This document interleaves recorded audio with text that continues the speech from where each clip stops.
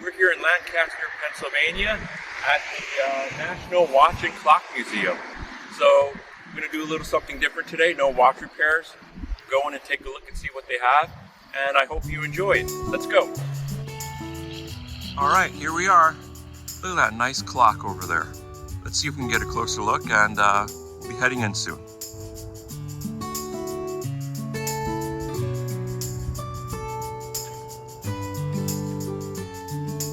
This museum boasts the largest collection of clocks and timepieces in the entire U.S. This E. Howard & Co. clock was located in New York City, downtown New York City on Wall Street, and was there during the horrific 9/11 attacks.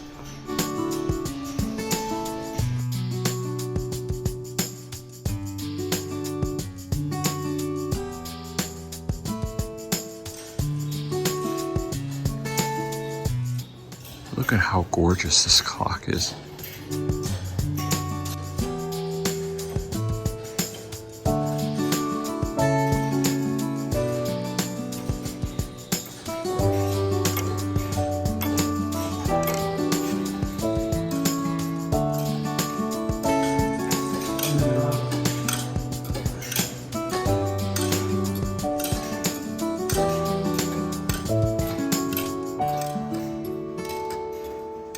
Look at the size of these parts.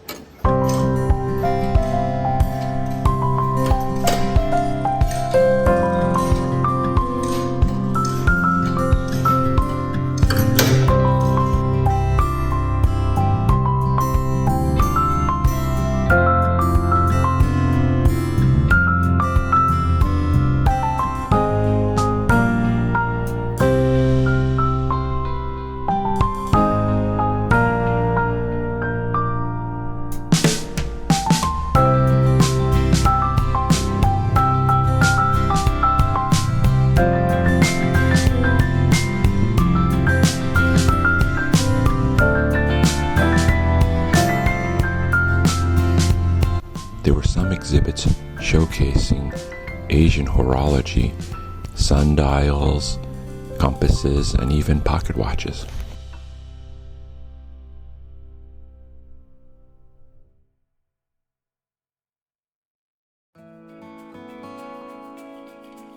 So I just wanted to give you the scale of the pocket watches they have on display here. It's sort of difficult to cover them all, but you could really spend hours and a whole day here if you wanted to. Let's look at some of these older pocket watches. Look at the casing. Look at the cases on these. How ornate is this one? My goodness. Here we get to some pocket watches. Ah, wow, look at that.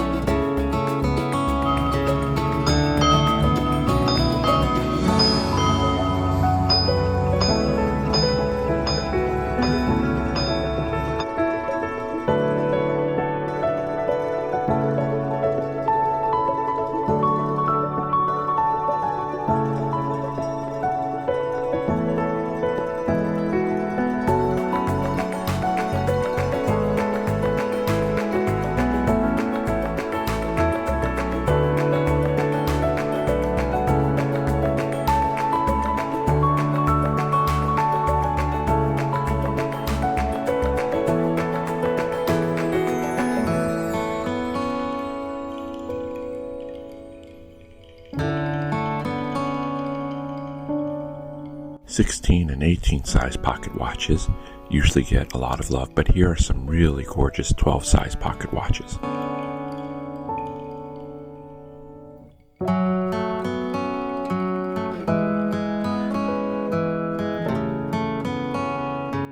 those crown and ratchet wheels.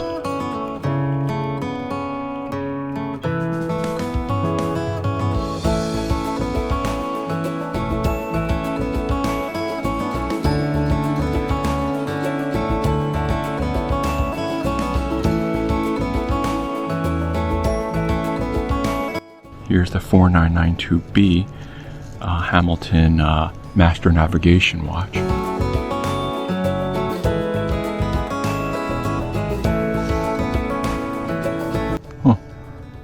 Looks like a little corrosion there, but you can see that it's flashed gold on this plate. Ooh, looks like a little corrosion by the regulating arm as well.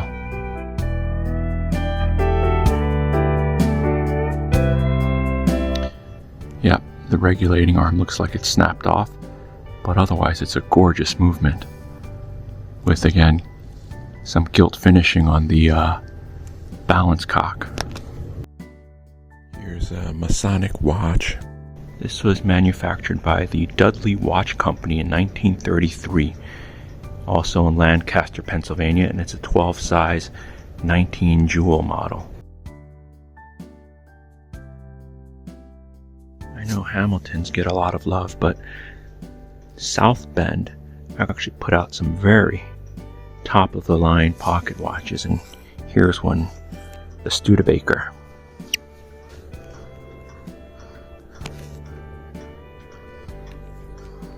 With 8 adjustments.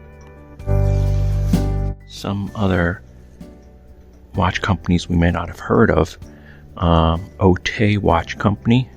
You can see that this is a 15 jewel 18 size watch. Let's get a better look at this movement.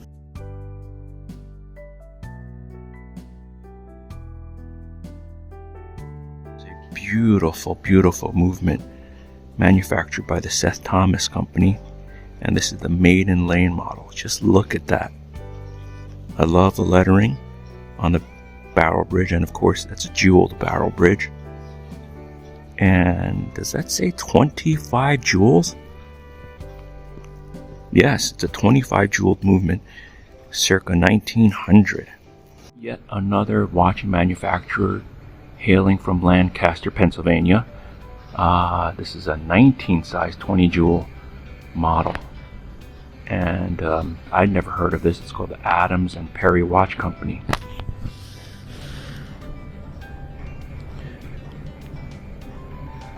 Here's a circa 1977 housewife crocheting while watching her husband go crazy in a pocket watch museum.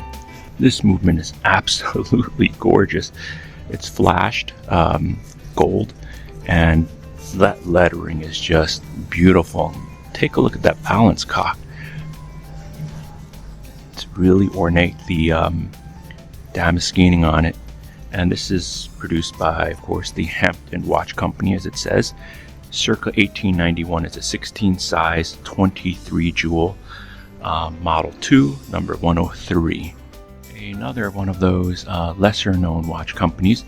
This is the United States Watch Company, and this movement is circa 1872 to 1873, and this hails from a town in New Jersey called Marion. It's an 18 size 19 jewel movement, and the damascening and the frosting on the plates is just gorgeous. I wanted to spotlight this one here. It's a very interesting looking movement. I think, in fact, some might even consider it one of those skeletonized movements. I really like this because you can actually see all the gears. And this is manufactured by a company called Charles Fasult, circa 1865, from Albany, New York. And it's a pocket chronometer. Of course, no museum would be complete without a Patek Philippe.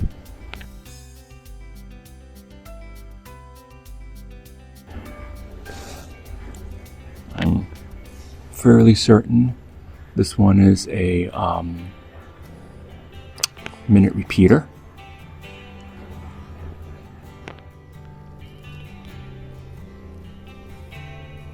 Look at this one. This is circa 1947, 39 jewels, and has a split-second chronograph function. I mean, just look at this, right? Look at how loaded this is.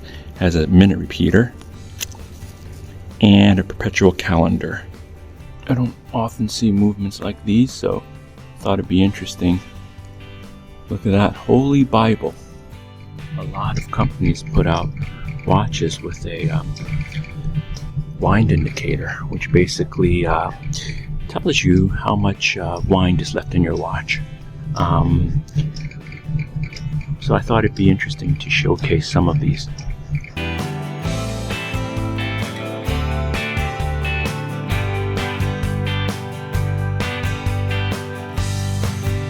Many collectors love this Ferguson dial. I believe these wall clocks were at the train station and used by conductors to benchmark their pocket watches so that they'd all be on the same time.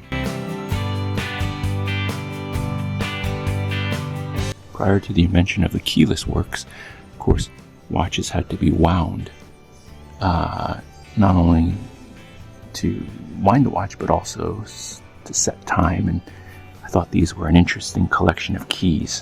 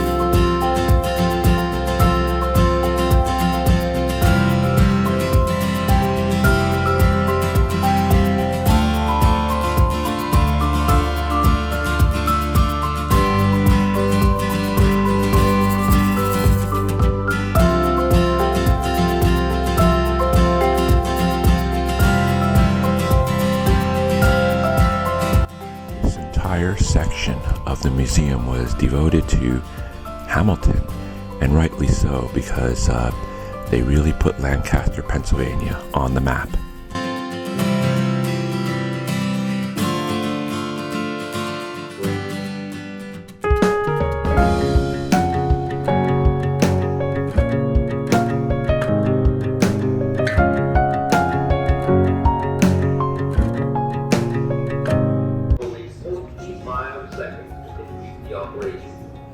The difference in time, 25 seconds, clearly indicates it is to your advantage to devote time and attention until your top skill has been developed overall time savings.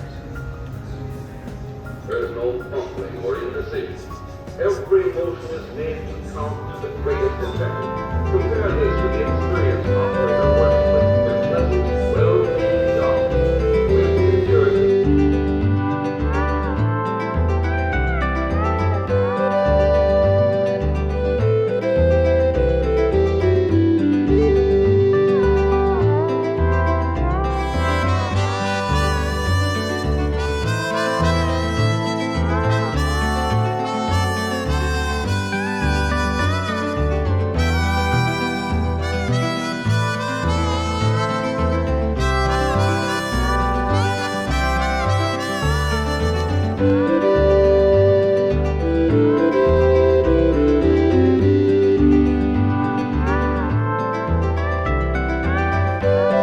I hope you enjoyed this tour. Until next time, be well.